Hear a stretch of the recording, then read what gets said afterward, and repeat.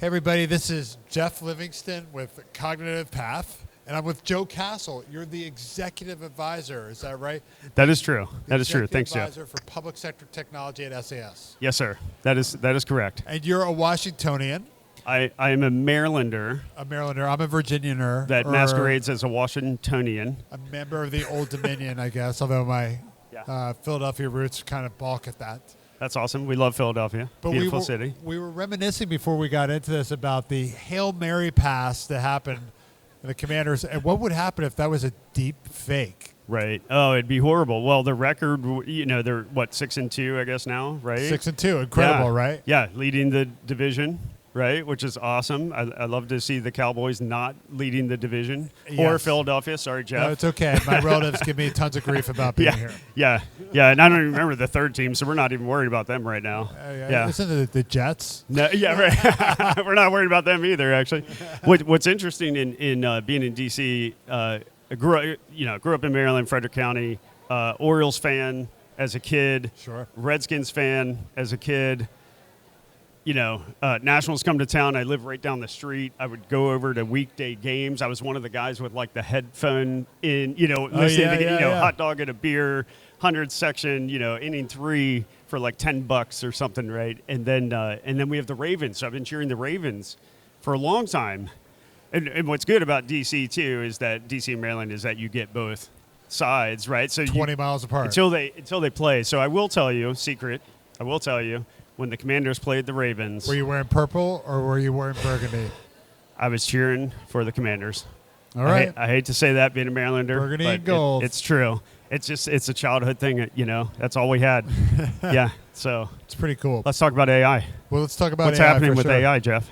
Well, one of the things we want to talk about was the volume of data that government has. I mean, obviously, if you just think about a CDC data set, for example, it's massive, right? Right. And that data is only exploding as it has been for the past 10 years, 15 years. It's becoming, exponentially much bigger, the data set. A lot of it's become unstructured. Can you talk about how that impacts AI and just generally the agencies as they try to achieve their mission? That's actually, it's a good thing. So the amount of data is a good thing. You want a lot of data for AI model development, kind of smoothing out your models, or the results of models over time. You're smoothing the data. You get enough, samples if you are, enough data points specifically. Unstructured data is huge. Obviously, I've heard as much as 80% unstructured data. I don't know if that's totally true. Wouldn't surprise me, right? But there's a way to actually structure that as time goes on in some facet, right? Some capacity that can, you can make sense of it as well. Yeah. And that's a lot of where you guys are focused right now, right? Yeah. So SAS. So I work for a company called SAS, obviously, SAS Institute, based out of North Carolina. Right. Almost 50 years old. Analytics, AI company. Old school. We were doing AI before people were talking about AI. AI has been around since the 50s. It's been around a long time. We've been doing it since the 70s, so it's been a while. And and really what it comes down to is I talked to my government friends. I was in government for a long time. Talked to my government friends, and it really comes down to two things. One is the data itself, what you alluded to, the quality of the data. Garbage in, garbage out. Yeah, the quality of the data. And can you, I've heard this from my CDO friends, can you actually curate the data with AI? Can you cleanse the data with AI? Right, use the tool kind of in reverse of what you would normally think, which is pretty cool. And then the other part is we just saw last week where the White House said for agencies to start doing more AI, right? Start actually using it more. And I'll give you a little secret among friends. My CDOs and chief artificial intelligence officers, they're a little nervous. One is the understanding of what AI is and how to use it. Sure. And then also the adverse effects, obviously, of what's in the data, how does the model run, what are the parameters, do we have transparency on that as well? Yeah, explainability, transparency is obviously massive. Right. And the ability to refer to source documentation has also become quite the topic with hallucination. I will tell you really quick, Jeff, M2410 came out from the White House. Provision, there's I'll call it a provision, it's number 3, that says to open source your AI models, open source your metadata, open source your data. So I used to run the federal government's open source program office, and I was talking to the folks that put that together and said, let's open source everything. So then when the CDOs do use these models and use it in real life, and something will go awry. I mean, As it always inevitably, right? Like there's something in the data, or we just get nefarious actors or what have you. They can explain it. It's all open to the public. It's fully transparent. Right. We kind of see how that may come to fruition, and hopefully can fix it quickly. And there is really no perfect data set, right? There's always some sort of flaw. There's always some sort of bias. Right. Just inevitable, right? Right. Just like humans, right? Like, everyone has a bias. And data's created by data, humans. Yeah. Right, exactly. So that's pretty interesting. You guys do a lot of detection and investigation work for government. Can you discuss what that is? That's interesting. So I'll give you some use cases, and I won't say agency names to not spill all the beans. But we do some things like event stream processing. So drug labs in South America pop up and down usually we can see it by like cell signals. We can triangulate cell signals, things like that. And we can pull in the data in real time. We actually do this on drones. We have a hardware. We do the software. We get the hardware with a partner. And we're streaming in data for analysis in real time. So no longer like the plane or the drone comes back, you grab the tape, you have an analyst that sits there and goes, it's in real time. And then the U.S. government, et cetera, can send in folks to assist Address with. the situation. Yeah, exactly. Thank you. Exactly. So that's really much more opportunistic. Is that correct? Right. Exactly. Okay. Yeah. Yeah, and it's something that's being tested now, but it could be like multiple. So think like militaries, drug interdiction agency. I won't name who they are, but you know what I'm saying. Like Sure, it's multiple times any over. kind of law Right. enforcement. Right. Exactly. Intelligence. Yeah. A lot. Taking lots. I mean, you're talking lots of data in real time and processing that and looking at it, and having. It's almost like when you go through the airport. You go through an airport security line, and if you look at their screens, and you'll see like these square boxes of like your luggage, and it's kind of identifying things to the analyst. That's basically what this is doing as well. Something similar to that. Not exactly, but similar. Pretty cool. Pretty cool stuff. Yeah. Pretty neat. It seems like that's a SAS strength overall, Right. that you're able to digest a lot of documentation, a lot of data, if you would, quickly and discern and basically get down to the brass tacks very quickly. Right. The actionable information. Yeah. Actually, real fast, 2 other examples. Yeah. Route optimization. So think about, you order something online. I won't name names, obviously. You order something online. You see where, where it is, how fast it's going to come to you. You can track that movement. Logistics, right? Things like that, right? We do that. Think in terms of taxes and decisions on your tax returns within seconds, minutes, et cetera. Things like that with banks, credit cards, et cetera. So there's multiple uses across government and industry as well. Wow. That's outstanding, man. Yeah. Pretty cool. Pretty cool stuff. Yeah. And so what's interesting is that you can see it you can see SAS itself from a developer lens, right? Like you could be a data scientist, developer. You can use, we have a new product called Workbench, which is a virtualized, you can spin up the servers on Amazon or AWS, and then you can have like a VS Code virtualized or a Jupyter Notebook. So you can actually do it yourself if you know how to do that. And then the other way you interact with it is sort of this mid-tier almost. Like you go to an agency website, you fill out a form or put in a form, and it's processing things and it gives you results. You'd never even know that SAS is behind the scenes, but that's our software behind the scenes working that. That's pretty cool. Yeah. So the sort of open platform, and then there's also just they're already using it and it's embedded in, what company X is doing. Can you discuss some of the text analytics work that you get into and how you help people find some of these answers with the unstructured data? Yeah, that's interesting. So obviously have text tools. I'll give you one. This goes a little further than that actually with text analytics. Actually gets into audio as well. Very cool. We had a project going on for a while. You did a little NLP on that one? Where it was basically physicians and patients, and they would have text files, multiple files from multiple physicians, right? You're a patient, you go see a doctor, and then that doctor now has to look at your medical history. But while they're actually having a conversation about medical history, that's being recorded. So now you have an audio file as well. So at the end of all of that, you're summarizing that into a standardized document, like a JSON file or something. right? That then the physician now has in his system and didn't have to, no pen, no paper, everything's all together. And then you could start to get predictive on that as well, or they could, right? They could start to say, okay, here are all the symptoms based on history and the things we talked about, and most likely it's one of these three things, and let's do treatment, et cetera. So all of that combined. So when you talk about text analytics, it's taking multiple documents, possible audio, like everything together to make that happen. That's incredible. And I know it's kind of a little bit of a geeky question that probably has nothing to do with the customers, but talk about some of the computing power that has to go into that. I mean, that's impressive. Right.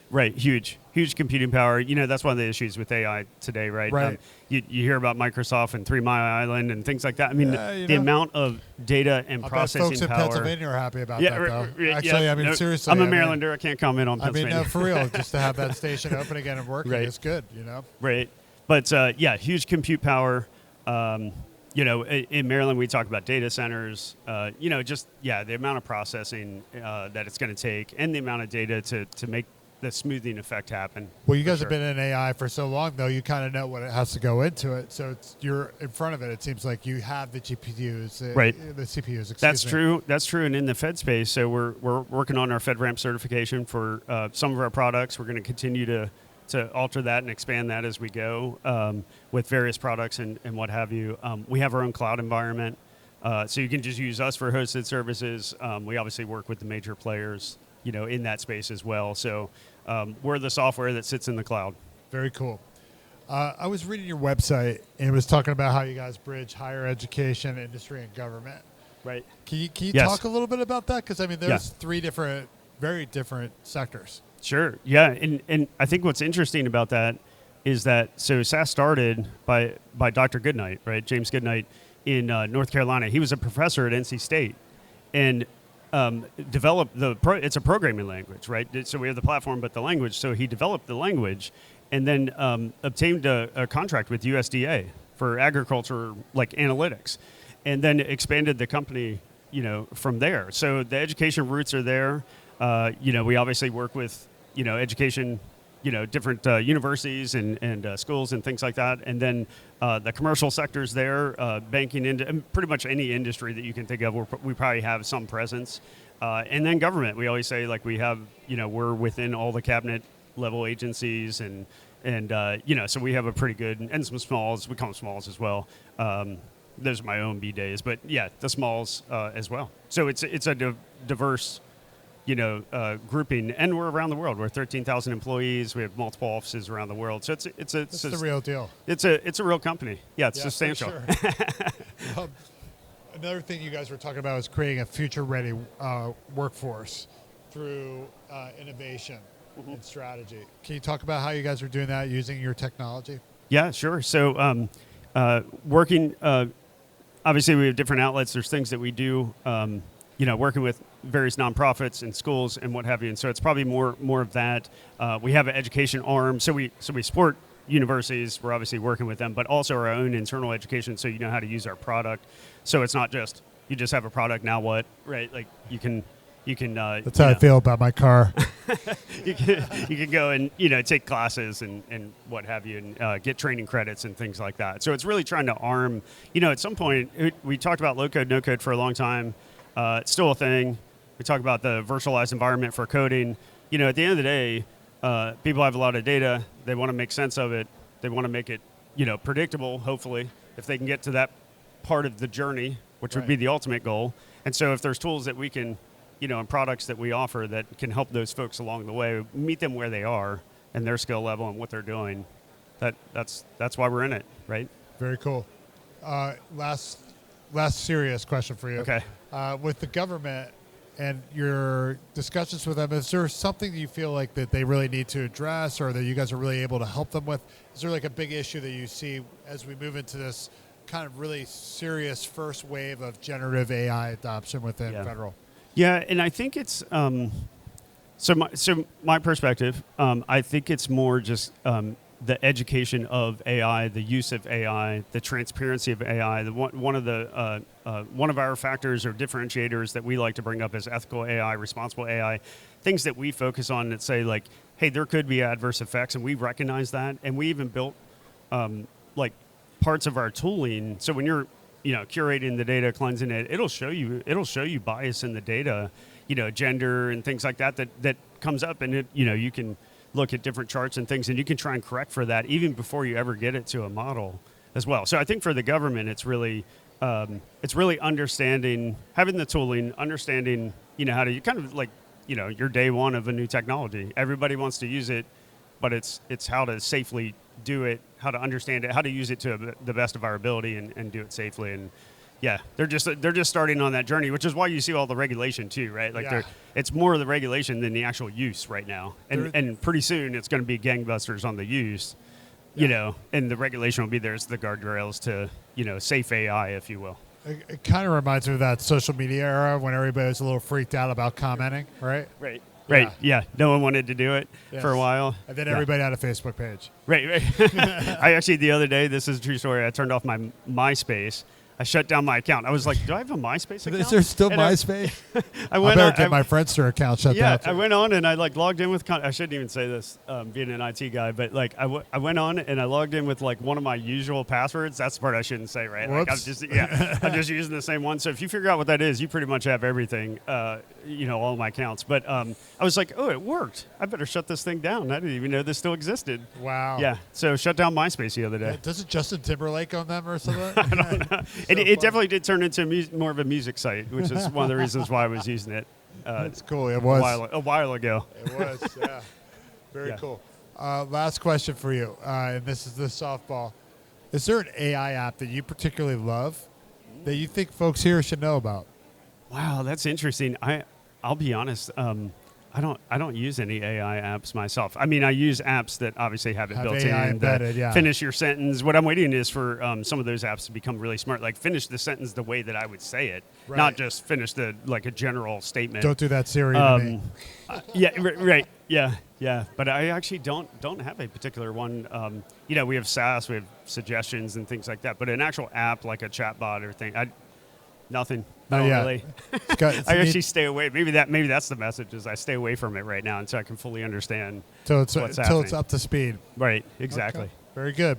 All right. Well, thank you, Joe. Thank you, Jeff. This was fun. Awesome, man. That's awesome. Really appreciate it.